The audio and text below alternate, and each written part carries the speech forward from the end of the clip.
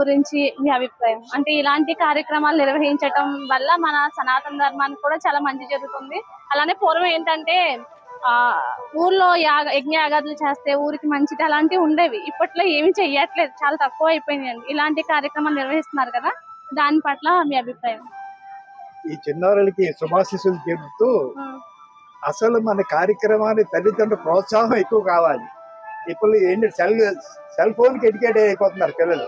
కాబట్టి మన తల్లిదండ్రులు కూడా జాగ్రత్తలు తీసుకొని శ్రీరామ జపయజ్ఞం అలాంటి కార్యక్రమాలు, శ్రీ కృష్ణ వందే దూరం అలాంటి కార్యక్రమాలు పాల్గొనేటట్టు చేయాలి.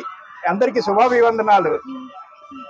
సుంకవల్లి స్కూల్ విద్యార్థులు కూడా హనుమాన్ చాలీసా పారాయణ చేయడం జరిగిందండి. ఆ మేడం ఉన్నారు, మేడం అడిగి విద్యార్థులకు ఎలా నేర్పించారు కూడా తెలుసుకుందాం. నమస్తే. నమస్తే అండి. మీ స్కూల్ విద్యార్థులకి హనుమాన్ చాలీసా నేర్పించడం పట్ల మీ అభిప్రాయం? అలానే విద్యార్థులు చాలా బాగా నేర్చుకున్నారని అనుకుంటున్నారా? ఇంట్రెస్ట్ చాలా బాగా నేర్చుకున్నారండి. తల్లిదండ్రులు కూడా ప్రోత్సహించారు.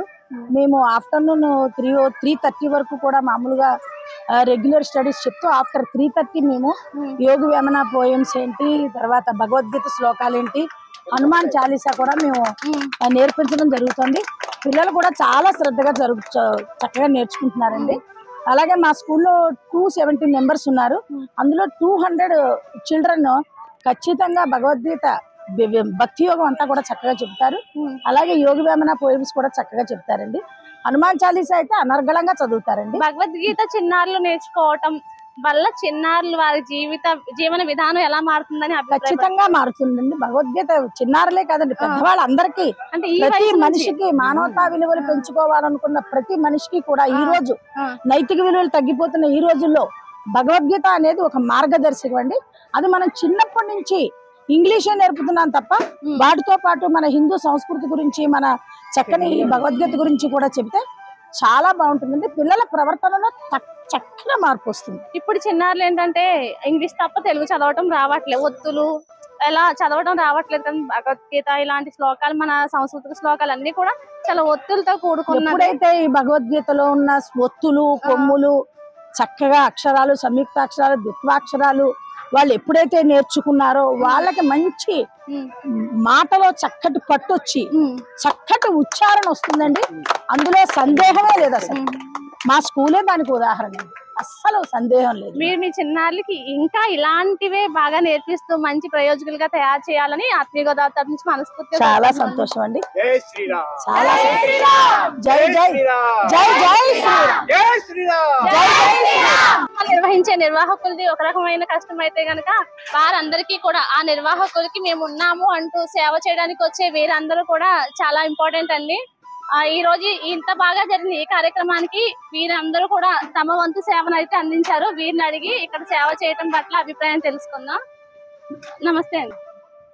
నమస్తే అండి. నమస్తే అండి. ఎక్కడి నుంచి వచ్చారండి? మాది మొగల్తూరు మండలం అండి. మొగల్తూరు నుంచి ఇక్కడ దాకా వచ్చారు సేవ చేయడానికి? వచ్చామండి. నేను 95లో మండల ప్రెసిడెంట్ చేశాను. 2005లో జడ్పీటీసీ చేశాను. ప్రజెంట్ కూడా ఎంపీటీసీ అండి. ఇటువంటి కార్యక్రమాలు చేయడం వల్ల మన హైందవ సమాజానికి ఉత్తేజం పరిపూర్ణమవుతుంది.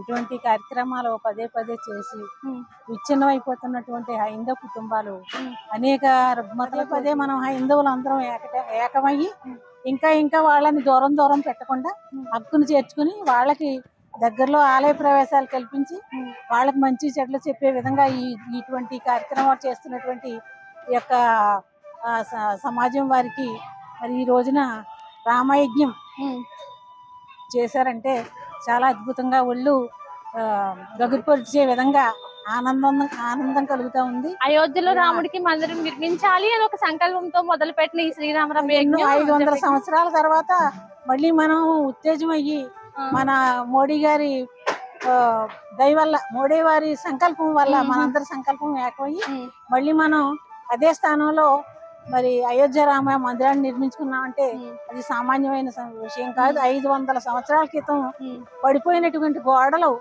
హైందవ గోడలు ఈ రోజున మళ్ళీ లెగిచి రెపరెపలాడుతూ మరి ఆ గుడి మీద మన పతాకం ఎగురుతుందంటే అది మనందరి గ్రేట్. అది భారతదేశం యొక్క గ్రేట్. ఇది ప్రతి ఒక్కళ్ళు కూడా గర్వించదగిన విషయం. అలాగే జీర్ణమైపోతున్న ఏ యొక్క ఆలయం ఉన్న ఆ ఊరు వాళ్ళు ఆ యొక్క సద్బ్రాహ్మణుల్ని ఆదుకుని వారికి సరైన పోషణ కల్పించి మరి మనం చేయాల్సి. పూర్వం మన పెద్దలు వారి భూములు కూడా దేవాలయాల పరిరక్షణ కోసం కూడా దానం చేసేసేవాళ్ళు కదండి. ఇప్పట్లో కనీసం దేవుడి కోసం ఒక సంపాదించిన దాంట్లో కొంచెం వేయడానికి కూడా ఆలోచిస్తున్నారు కదా. దాని పట్ల మాకు కూడా ఆబోతు తిప్ప అనేటువంటి ఒక గుడి ఉందండి. మా పూర్వీకులు ఎప్పుడు 100 సంవత్సరాల క్రితం కట్టారు. దానికి మాన్యాలు ఉన్నాయి. దాన్ని మళ్ళీ జీర్ణం అయిపోకుండా మరి ధ్వజస్తంభ ప్రతిష్ఠ చేసి మరి దాన్ని ఉద్ధరించుకోవడం జరిగింది. అనేక మంది భక్తులు వచ్చి మరి అక్కడ పూజలు అయ్యి నిర్వహించుకోవడం కూడా జరుగుతూ ఉంది. మరి ఇటువంటి కార్యక్రమాలన్నీ విచ్చలవిడిగా ఒక పండగలు పబ్బప్పుడే కాకుండా ఎప్పుడు ఉచితం అనుకుంటే అప్పుడు, ఎప్పుడు సమయం అనుకుంటే అప్పుడు మరి దీన్ని ప్రేరేపించి మనందరం కూడా ముందడుగు వేయవలసిన బాధ్యత ఉందని చెప్పి మొత్తం హైందవ సమాజానికి ఈ యొక్క కార్యక్రమాలు నిర్వహించిన మీ అందరికీ కూడా జై శ్రీరామ్. శ్రీరామ జప యజ్ఞ కార్యక్రమంలో హనుమాన్ చాలీసా పిల్లలందరి చేత కూడా పారాయణ చేయించడం జరిగిందండి. ఈ చిన్నారులందరూ కూడా ఏ స్కూల్ నుంచి వచ్చారో కూడా ఆ మేడం అడిగి తెలుసుకుందాం. నమస్తే మేడం. ఏ స్కూల్ అండి? వల్లూరు నుంచి తీసుకొచ్చారు పిల్లలు.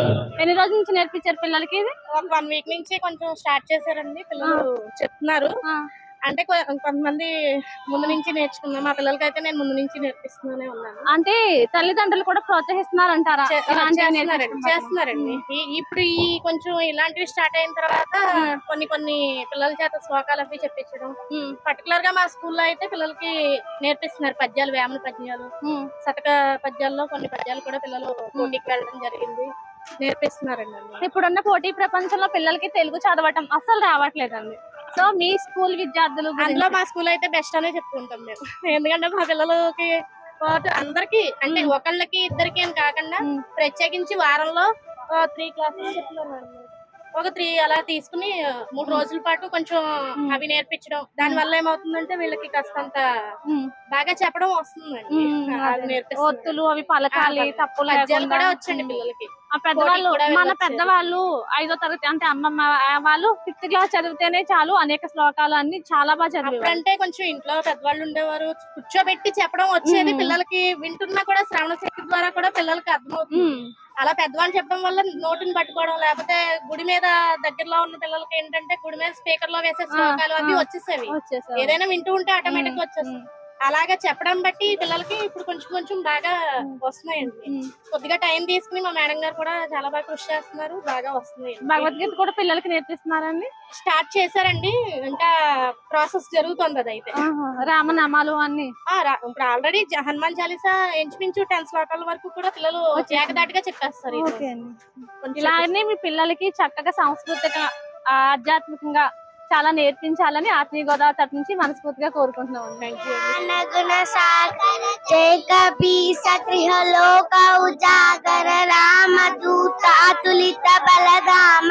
అంజని పుత్ర పవన సుతనామ మహావీర విక్రమ బజరంగి సుమతి నివార సుమతి కేసంగి కాంచన వర్ణ విరాజ సువేశ కానన కండల కుంచిత కేశ हाद वज्र औध्वजा विराजे कांदे मूंज जने मूसाजे शंकर सुमन केसरी नंदन तेज प्रताप महाजगवंदन विद्यावान गुणीयति चातुर राम काज करिवे को आतुर रघु चरित्र सुनिवे को रसिया राम लखन सीता मन बसिया। ఆత్మీయ గోదావరి ఛానల్ ను సబ్స్క్రైబ్ చేయండి, లైక్ చేయండి, షేర్ చేయండి.